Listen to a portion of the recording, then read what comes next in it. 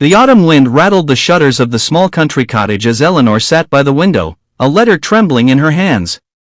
The paper had yellowed with age, its edges frayed, yet the words remained sharp, etched in the ink of a bygone century.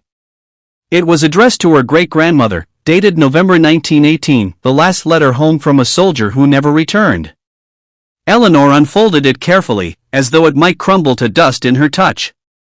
She had read it countless times, yet each reading seemed to breathe new life into the voice of its writer, her great-grandfather, Thomas Whitmore.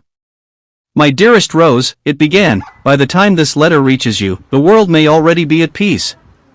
The letter spoke of muddy trenches and bitter cold nights, but also of the steadfast hope that one day he would walk up the lane leading to their cottage, roses blooming at the gate, and find her waiting. He wrote of the sound of church bells in France that had rung out when rumors of an armistice spread, and how he dared to dream that soon he would be free. Eleanor paused, pressing the page to her chest. She could almost hear the steady hand of faith in his words, though history had long since told her the truth. Thomas never returned. He had fallen in those final days of the war, his body resting in foreign soil. The letter was the only piece of him that had made it back to Rose. Outside, the village was quiet. Few remembered the man whose name was carved into the war memorial by the square. But within Eleanor's heart, his presence lived on.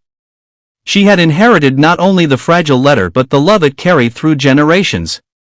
She read on. "If I cannot return, then let this letter be my last embrace. Raise our children to know that I love them, though I may never hold them. Tell them that their father believed in a world gentler than the one he left behind." Eleanor's throat tightened. She thought of Rose, receiving this letter more than a century ago, her hands trembling as hers did now. The grief, the silence of unanswered prayers, the ache of an empty chair at the hearth. Yet Rose had endured, raising her children with the strength born of sorrow and devotion. Folding the letter, Eleanor placed it back in its envelope. She traced the faded handwriting of his name, Private Thomas Whitmore, and whispered it aloud, as though calling him home across the span of time. In that moment, she understood the letter was not merely a relic. It was a bridge, a fragile but enduring testament to love, sacrifice, and the unyielding hope that outlives war and death alike. The fire crackled softly in the grate. Eleanor laid the letter gently upon the mantelpiece, beneath the portrait of Rose, and let the silence of the evening hold her.